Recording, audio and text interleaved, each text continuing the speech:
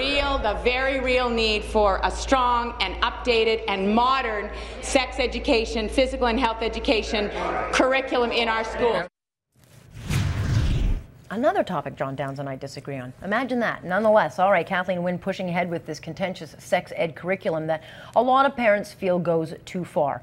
It also doesn't allow for parental consultation, which I think is probably the biggest problem. Parents have simply lost trust. The PC government, or PC, they're not the government, the PC, obviously opposition, now demanding that if the Liberals believe in the transparency that they told voters that they were going to get, and as Wynne promised during the election, then not only would we have the consultation, but give parents at least a chance to know what their kids will be taught. Peter John Mitchell is a researcher, the senior researcher of the Institute Marriage and Family of Canada. You're in Ottawa this morning joining us. Thank you. Yeah, thank you for having me. All right, this is a contentious issue, and if you have kids, you'll have definite thoughts on it. And even if you don't have kids, if folks are inserting their opinion. It did come up in question period. It got a little bit raucous. Wynne even going as far as using the Jian Ghomeshi case as further proof that we need to educate kids about sex, or else we could have all these workplace mishaps, which I thought was a bizarre argument, if not a huge stretch of selling this thing.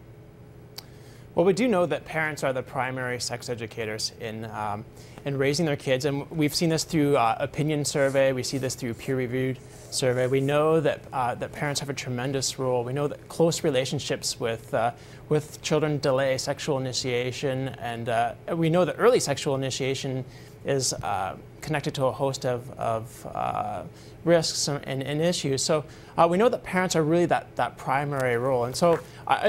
Sex education does have a place.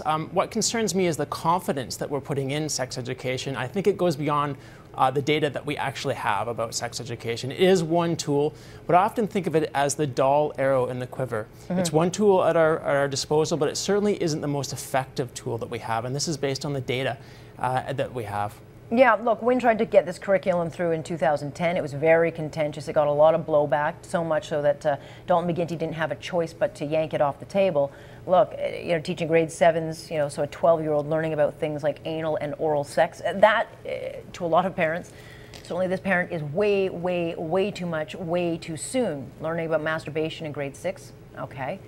But I think a lot of parents look at it and say, I want to be the one to judge what my child learns because I know the child best and I can gauge whether he or she is ready for this. Because look, some kids in grade 6 still believe in Santa Claus, so maybe another kid doesn't believe in Santa Claus. Maybe they're just a little further advanced, but why then should my kid, who's still kind of a little kid, be learning about the same as someone who's a little more advanced? Yeah, I think that's a great point. And parents will know that even kids within the same family have different sensitivities. And so it's really difficult to create a universal curriculum that's going to be able to be tailor-made and be able to respond to the sensitivities. And that's why I think the parents have to have such a key role in this. And they do have that important role. We know from groups like the American Association of Child and Adolescent Psychiatrists that the best approach is really to respond to the curiosity level of your own child. Mm-hmm. To give them certainly not too little, but not too much. And I think that's a bit difficult for parents to gauge, but I think parents still are the best ones to be able to gauge that need. Yeah, I mean, part of the problem with this curriculum being rammed through, even though the Wynne government says they are consulting parents, I mean, consulting one parent per school chosen by the principal is not true consultation. And so there's this mistrust created because there's this wonder of like, what is going on in the classroom and what's my kid going to come home with?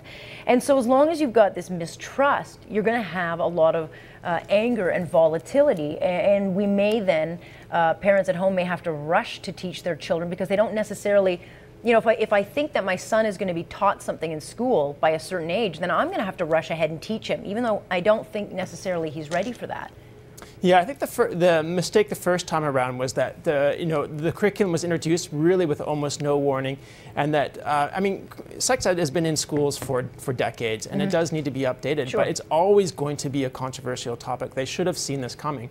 I think this time around, yes, it's nice that they have acknowledged with a small parenting brief, and they have this survey. But this survey is occurring even before the curriculum is actually released, before we've actually seen what's going to be in the final curriculum. So it really isn't the kind of engagement that I think. But you can't even opt out of it. I mean, look, if I decide that my son is not ready to learn about masturbation, I as a parent should have a right to say, he's not going to school that day, and you cannot punish him because your value system is different than mine.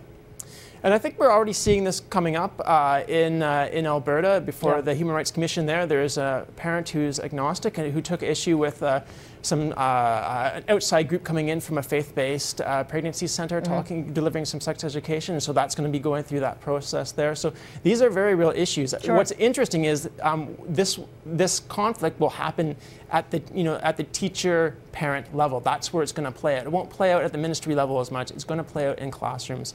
And I think it's important for educators and parents to engage in this process. And even the curriculum that was pulled, there was a section in there that talked about that parents really are the primary educators, that parents are in charge of communicating values, ethnic cultural values, spiritual values, all these different values, and that parents and educators are to work together to create a framework, a healthy framework for education for children. And so I think the ministry wants to take that seriously, then there needs to be more engagement. I'm afraid that the kind of engagement that's happening right now is a little too little and a little too late. Yeah, I mean, look, teachers are wonderful in many respects, but we cannot allow for teachers to get it in their head that they are more powerful than the parent. Bottom line is, parents know exactly what is best for their children, and I agree with you that you can work together to shape the lesson and hopefully come to a compromise. But they're going to have a real issue on their hands with religious groups and different ethnic groups if they push this thing through. There are going to be groups in the Muslim community that are absolutely not. This sex ed curriculum is not going to fly. Anal sex is not going to fly in certain communities.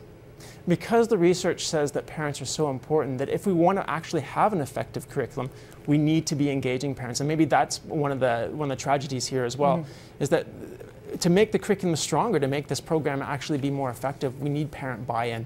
And there's been studies that have shown that. Back in the early 2000s in New Brunswick, there was a study that looked at parent attitudes and concerns about it. And most parents were supportive that some sort of sex education should be in the school, but there really wasn't even like a broad consensus on what that content should be, what values should be promoted. But that report concluded by saying, listen, to have a quality program, you need parent buy-in, and I don't see it yet. Yeah, or community. Look, you're not going to tell those in certain religious groups that they have to accept gay marriage and that being taught to their kids. So I see this getting challenged. I suspect at the human rights level, but it could end up in the Supreme Court because you cannot force your teachings onto others. And there are going to be a lot of people. We're seeing it in Vancouver with the Chinese community saying, hey, transgender bathrooms and all this agenda stuff that you want to push through, that is a breach of my privacy rights. We're already seeing it. So I suspect that this may come with a bit of pushback. I appreciate you joining us. Thanks for having me on.